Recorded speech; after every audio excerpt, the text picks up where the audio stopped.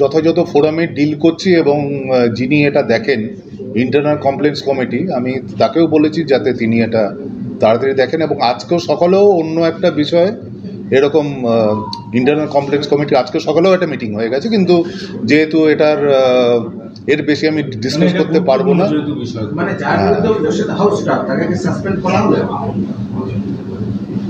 কার বিরুদ্ধে অভিযোগ? কালকে তো লিখিতভাবে যা দেবার আমি দিয়ে দিয়েছি, আর বাদ বাকি জুনিয়র ডাক্তাররা আপনাদের প্রেস ব্রিফিংটা করে দেবে, ঠিক আছে?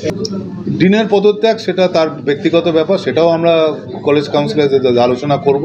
তিনি যে কী সার্কামস্ট্যান্সেসে পদত্যাগ করেছেন সেটা কলেজ কাউন্সিল দেখবেন সেটা, এবং তার পরবর্তী দিন কাকে করা যায় সেটাও কলেজ কাউন্সিল ডিসিশন নেবে। কারণ না,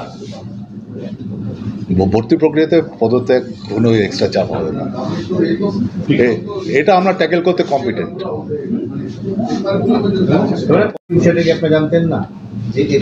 প্লাজমা করবে স্টুডেন্টরা প্লাজমা করার জন্য তাদের নিজেদের মধ্যে একটা কমিটি তৈরি করে নেয়, যেটার নাম বলা হয় প্লাজমা কমিটি। যেমন আমাদের যারা নর্থ বেঙ্গল মেডিকেল কলেজের প্রাক্তনী, তারা যেরকম তাদের নিজেদের একটা রিউনিয়ন করে, তাদের নিজেদের একটা প্রোগ্রাম করে, সেটা নাম হয় নস্টালজিয়া। এবার নস্টালজিয়াতে কে কে থাকবে সেটা আমাকে ওরা কি বলে করবে, বা প্লাজমা কমিটিতে কে থাকবে কে না থাকবে সেটা কি ওরা আমাকে বলে করবে? ওরা নিজেদের মধ্যে ঠিক করে নেবে যে কারা করবে কারা করবে না। আর যদি নিজেদের মধ্যে কোনো ডিবেট হয় যে আমি থাকবো না তুমি থাকবে, সেটা ওরা সেটেল করে নেবে। আর যদি কোনো আরবিট্রেশনের ব্যাপার এখনও আমার কাছে আসেনি, যে কেউ কমপ্লেন করেছে যে অমুক যে আমাকে না রেখে ওকে রেখেছে, কি ওকে না রেখে তাকে রেখেছে, সেটা নিয়ে অ্যাকশন আমরা কলেজ কাউন্সিলে ফেলে ওটা নিয়ে মানে ডিসিশন নেব। কারণ হোস্টেল মনিটররা আমাকে ইন্ডিভিজুয়ালি কয়েকজন জানিয়েছে যে তারা ওই পদ থেকে সরে আসতে চায়, রেজিগনেশন দিতে চায়, আমাকে জানিয়েছে। অফিসিয়ালি এখনো আমার হাতে কিছু পাইনি, যদি ওরা রিসিভিংয়ে দিয়ে থাকে তাহলে হয়তো আজকে বিকেলে পাবো। গতকালের এই ঘটনার পর কি ইনস্টিটিউশনাল হেড হয়ে আমাদের মধ্যে একটা কর্মবিভাজন আছে। ছাত্রদের সংক্রান্ত যে ব্যাপারগুলো, ধরুন পরীক্ষার conduction, question paper download, question paper xerox করা, এগুলোকে ডিসপ্যাচ করা, তারপরে আনসার স্ক্রিপ্টগুলো আনা, এইগুলো মূলত আমাদের academic section led by dean, assistant dean, এটা এখানে দেখে।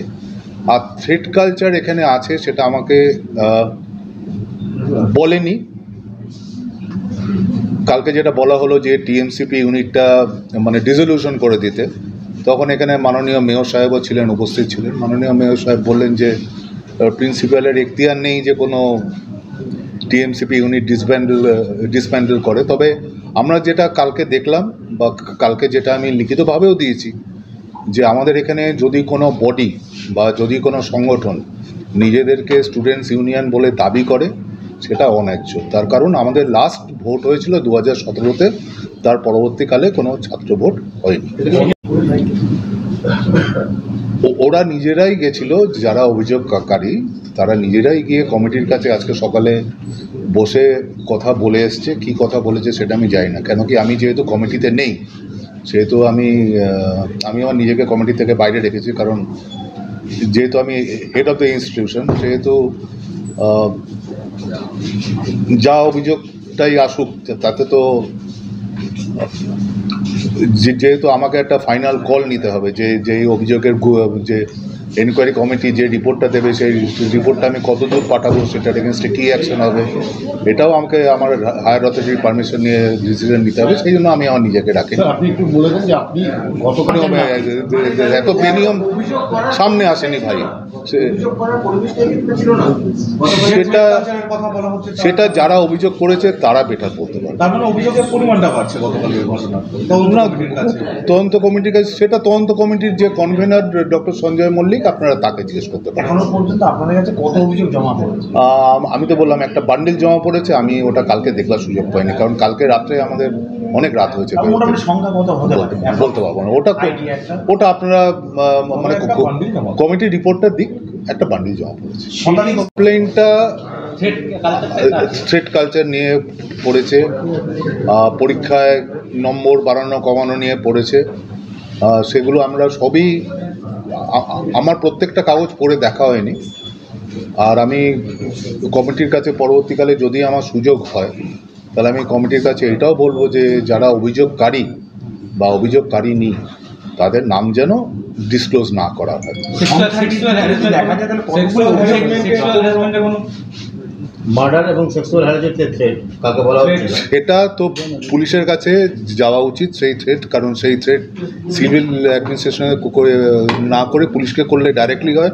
আর আমরা যদি সেরকম কোনো থ্রেট পাই, ওই কমিটির মধ্যে যদি ওরা যে কমপ্লেনগুলো আছে তাদের মধ্যে যদি ওরা দেখে যে সেরকম কোনো যদি থ্রেট আছে, তাহলে সঙ্গে সঙ্গে সেটা আমরা পুলিশের কাছে পাঠিয়ে দেবো, without waiting for any final report from the committee. Doctor সাহেব, আপনি কি মনে করেন কমিটি কাজ করছে। At present the committee is in session, the committee is functioning. Committee গঠন করার প্রয়োজন কেন হলো এবং কতটা বা চাপের মধ্যে আপনি কমিটি গঠন করেছেন? শুনুন, যে কোনো একটা কমপ্লেন্ট যদি আমার কাছে আসে, ইনক্লুডিং আপনারা আগে যে খবরগুলো করেছেন এখানে, তার প্রত্যেকটা অনুসন্ধান করার জন্য একটা করে এনকোয়ারি কমিটি করা হয়েছে। Are based on their report আমরা যতটা পারি রেমেডিয়াল মেজার নিই। এবং এই ক্ষেত্রেও কালকে অনেকগুলো কমপ্লেন জমা পড়েছে, বরঞ্চ বলতে পারেন যে এক বান্ডিল কমপ্লেন প্রায় জমা পড়েছে কালকে। তো সেইগুলো আমার নিজেরও দেখে হওয়া ওঠেনি। আর তাই এতগুলো যখন কমপ্লেন জমা পড়েছে, আর কালকে আমি রেসিডেন্ট ডক্টরস অ্যাসোসিয়েশন এবং আমাদের আন্ডার গ্র্যাজুয়েট মেডিকেল স্টুডেন্টরা যারা কালকে ডেপুটেশন দিতে এসেছিল, ওরা এই কমপ্লেনগুলো আমার কাছে যখন দিয়েছে তখন তো এটার একটা লজিক্যাল কনক্লুশন হচ্ছে যে এটার একটা এনকোয়ারি কমিটি করে জিনিসটাকে থরো এনকোয়ারি করা। এবং আমরা যাদেরকে দিয়ে এনকোয়ারি কমিটিটা করেছি তারা প্রত্যেকেই রেসপন্সিবল অফিসার এবং প্রত্যেকেই আইদার বিভাগীয় প্রধান অথবা এমএসভিপি এই ধরনের। আপনি বললেন যে